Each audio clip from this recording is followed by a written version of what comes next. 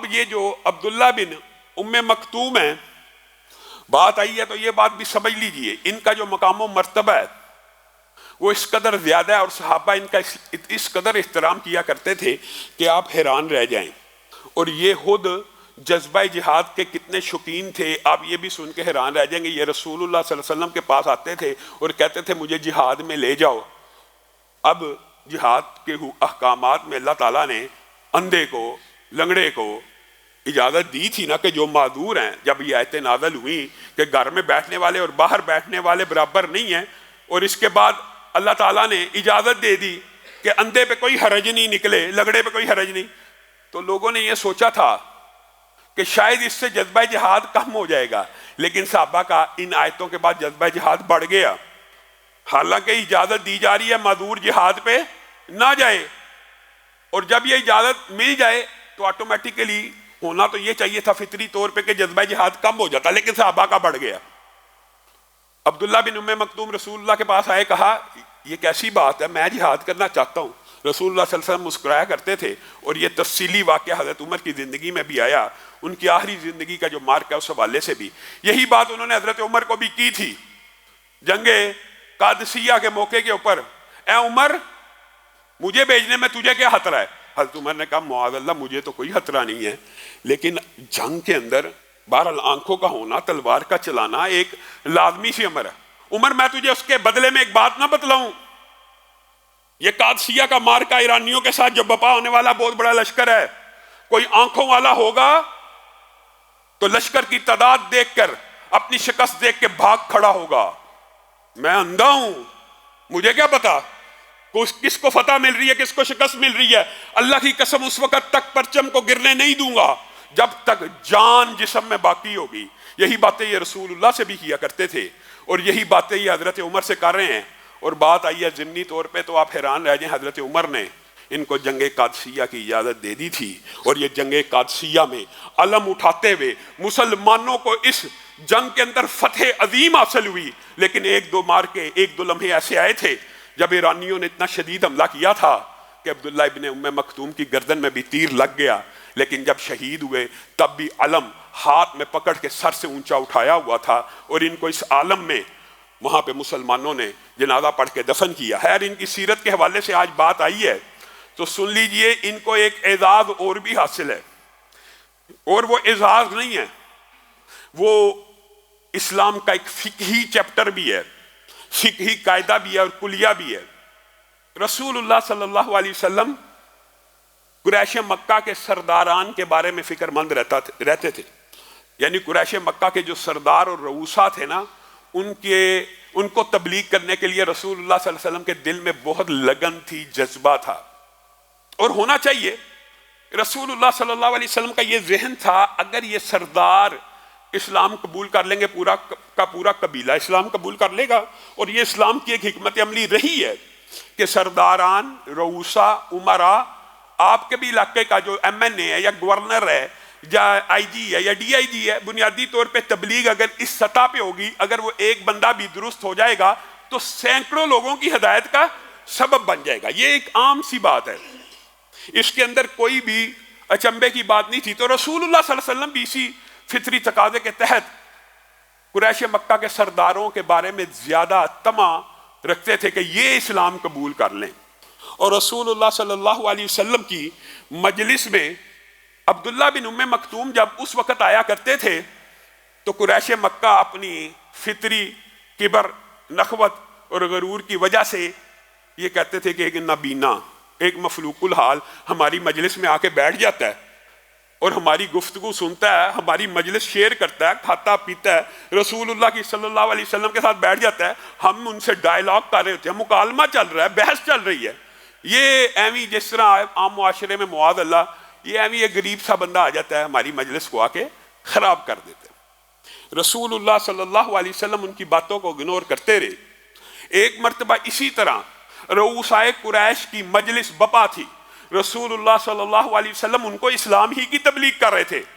عبداللہ ابن ام مکتوم آ گئے اور آ کے کہنے لگے، اللہ کے رسول مجھے یہ بات بتلائیے، یہ بات بتلائیے، یہ بات بتلائیے۔ رسول اللہ صلی اللہ علیہ وسلم کی پیشانی کے اوپر شکن پڑ گئی، اور آپ نے ان کو رکنے کا کہا، یعنی آپ کا انداز یہ تھا کہ آپ نے گفتگو قریش مکہ سے شروع کر دی تاکہ عبداللہ بن ام مکتوم کو یہ بات سمجھ آ جائے کہ میں کسی اہم مسئلے میں بیزی ہوں، میں تیری بات کا بھی جواب دے دیتا ہوں۔ اگنور کرنا، دھتکارنا مقصد نہیں ہے، لیکن جو گفتگو ان کی آمد سے ٹوٹی تھی رسول اللہ صلی اللہ علیہ وسلم نے وہیں سے کنٹینیو کر دی قریش مکہ کے سرداران کے ساتھ۔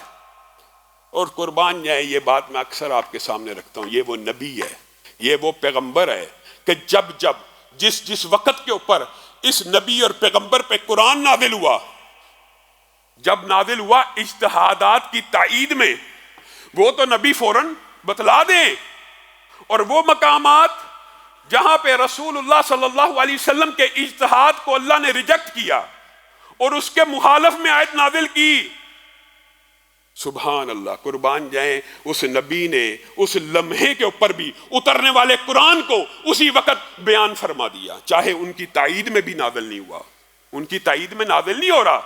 قرآن پاک کے آپ کو پتہ بیشتر مقامات ہیں جہاں پہ اللہ رب العزت نے نبی کریم کے اجتہاد کو مسترد کر کے کہا نہیں، دین اور شریعت کے اندر آپ کا یہ اجتہاد نہیں مانا جائے گا۔ جیسے آپ کے سامنے پہلے واقعہ رکھا ہے پچھلے گزشتہ 2-3 خطبات سے پہلے کہ نبی کریم نے اپنی جان کے اوپر شہد کو حرام کر دیا، اللہ تعالیٰ نے اس اجتہاد کو قبول نہ کیا۔ اسی طرح دیگر مقامات میں سے ایک مقام یہ ہے، اسی وقت آیتیں نازل ہونا شروع ہو گئی، عبس وتولی ان جاءہ الاعمی وما یدریک لعلہ یزکی او یذکر فتنفعہ الذکری اما من استغنی فانت لہ تصدی وما علیک الا یزکی واما من جاءک یسعی وہو یخشی فانت عنہ تلہی۔ اللہ تعالیٰ نے کتنی جامع آیتیں نازل کی، اور اللہ تعالیٰ نے بھی نبی کریم صلی اللہ علیہ وسلم کے اسی ایکشن کو کوٹ کیا جو نبی کریم نے کیا۔ نبی کریم نے دھتکارا نہیں تھا، نبی کریم نے ٹوکا نہیں تھا، نبی کریم کی پیشانی کے اوپر بل آیا تھا، عبس وتولی، اے پیشانی کے اوپر تیوری چڑھانے والے، تیرے پاس ایک اندھا آیا جو تجھ سے دین کا سوال کرتا تھا اور جس کی خواہش تھی کہ وہ دین کی باتیں سیکھے، وہ تو چاہتا ہے اللہ سے ڈرنا، تو اس سے اعراض برتتا ہے اور اس کے بارے میں پیشانی پہ شکن دیتا ہے اور ان کی طرف متوجہ ہوتا ہے، مفہوماً آپ کے سامنے رکھ رہا ہوں، جو دین کی بات کو سننا بھی نہیں چاہتے، جو دین کی باتوں کو ریجیکٹ کرتے ہیں۔ آپ کے اوپر ان کا قبول کروانا لازم نہیں ہے، یہ فقہی قاعدے بھی اللہ بیان کروا رہا ہے۔ جو دین کے رستے میں رکاوٹیں ڈالنے والے ہیں، جو دین کی باتوں کو سننا نہیں چاہتے، آپ کے اوپر لازم نہیں ہے کہ آپ ان کی اصلاح میں جٹے رہیں۔ اس کا کیا مطلب ہے؟ آپ کے اوپر لازم یہ ہے جو آپ کے پاس چل کے آیا ہے، جو دین کی بات سیکھنے کے لیے آیا، آپ اس کو زیادہ وقت دیں، آپ اس کو پہلے ٹائم دیں۔ یہ دین کے فقہ کے بنیادی کلیے بھی اللہ رب العزت نے نازل فرما دیے۔ آج ہم اس بارے میں بھی بڑی افراط و تفرید کا شکار ہے، بہت زیادہ۔ ہم بھی یہی چاہتے ہیں کہ ہم جس کو تبلیغ کرنا چاہتے ہیں ہم اسی کو تبلیغ کریں۔ غریب، مفلوق الحال، کمزور، تنگ دست لوگوں کا تبلیغ کے اوپر حق نہیں ہے۔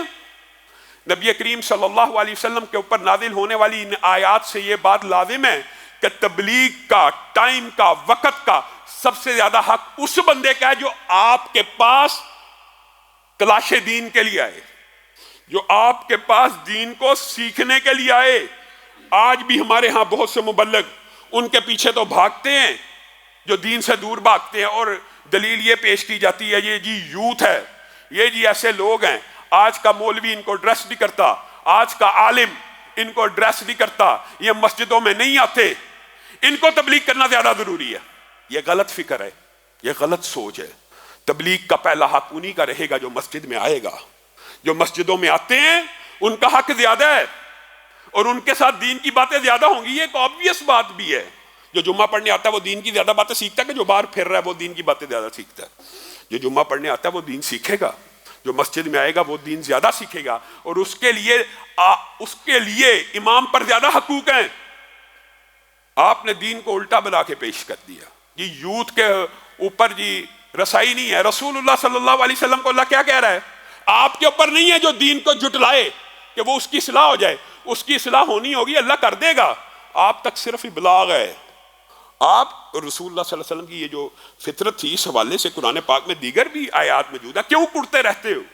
کیوں ہر وقت پریشان رہتے ہو؟ اس طرح کے مفہوم کی آیتیں بھی موجود ہیں. آپ ہر وقت انہی کے غم میں لگے رہتے ہیں. آپ کے اوپر ان کو ہدایت دینا نہیں ہے، ہدایت اللہ کے ہاتھ میں. آپ کا کام صرف پہنچانا ہے. تو گویا ابلاغ کرنا، پہنچا دینا ان لوگوں کے لیے کافی ہے جو دین کے مخالف ہوں.